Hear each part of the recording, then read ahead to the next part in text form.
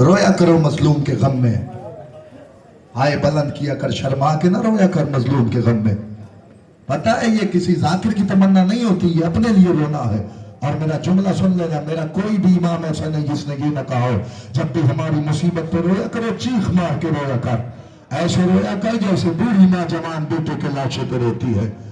امام سجاد سے کسی نے پوچھا مولا چیخ مار کے کیوں رویا کرے؟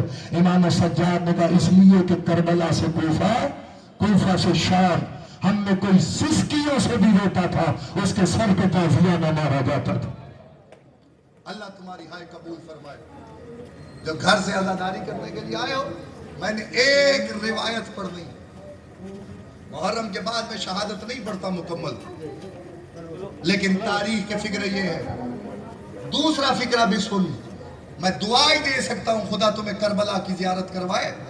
جب تم کربلا جاؤ تو حسین کے روزے کو دیکھنا، جب حسین کے روزے پہ نگاہ پڑے تو ان دروازوں میں کچھ عبارتیں لکھی ہوئی ہیں جو حسین کے حرم کے باہر کے دروازے ہیں۔ ان عبارتوں میں ایک عبارت یہ لکھی ہوئی ہے، پڑھیں کیا لکھا ہے؟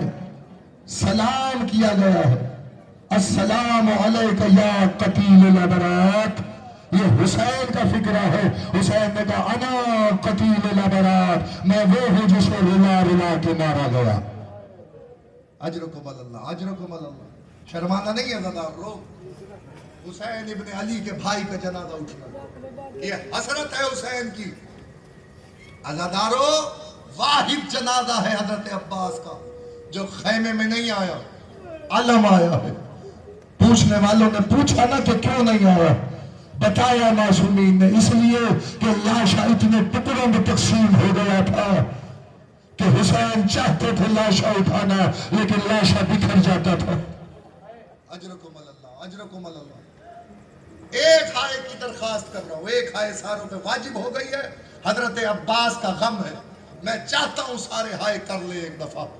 عزادارو، مقتل کے فکرے یہ تابوت آئے گا، لیکن اس سے پہلے کچھ فکرے سن لو۔ صبح سے عباس کہہ رہے تھے مولا مجھے رن کی اجازت دو، میدان جنگ میں جانے دو۔ آواز آتی تھی عباس تو میری فوج کا سالار ہے، عباس تو میری فوج کا سالار ہے۔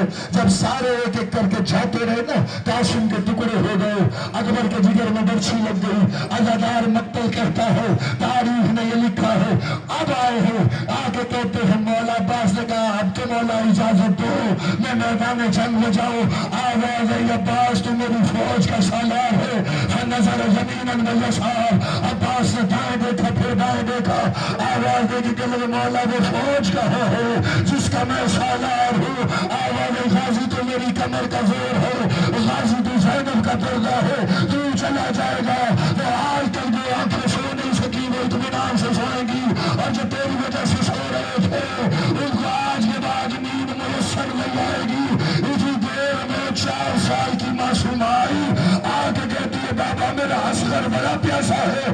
آواز سکینہ کیا چاہتی ہو؟ آواز بابا میں چاہتی ہوں چچا سے کہیے نہ پانی کی سبیل کرے۔ آواز سکینہ مجھے بتا تیرا بھائی کتنے مہینے کا ہے؟ آواز بابا 6 مہینے کا، کہ ذرا میرا بھائی بھی دے۔ آواز 32 برس کا، سکینہ بھیج رہی ہے لیکن خیال کرنا نہ تیرا 6 مہینے کا بچے گا نہ میرا 32۔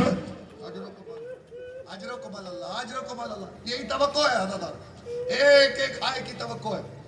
عزادارو شرمانا نہیں ہے، ہائے تیرے بس میں ہے، دعا کر بی بی ایک آنسو بھی عطا کرے۔ مچھر کے پر کے برابر جس کی آنکھ بھیگ جائے اللہ اس پہ جنت واجب کر دیتا ہے۔ یہ حسین ابن علی کا معجزہ ہے۔ میں فکرہ پڑھ رہا ہوں، یا تاریخ میں نے سارا مضمون چھوڑ دیا۔ عزادار تاریخ کہتی ہے یا ایسے میں غازی تیار ہوا، ایک ایک سے اجازت لی، سنے گا فکرہ، یا خیمہ جناب زینب میں آئے، آگے کہتے بی بی اجازت دے میرا بھائی اکیلا رہ گیا ہے، میرا آقا انتظار کرنا، 2 جملے پڑھوں گا پھر زیارت آئے گی۔ بی بی میرا آقا اکیلا ہو گیا اجازت دے۔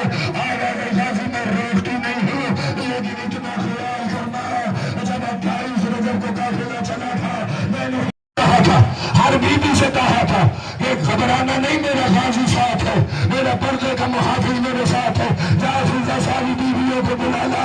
مختل کہتے ساری بیویاں بی بی زینب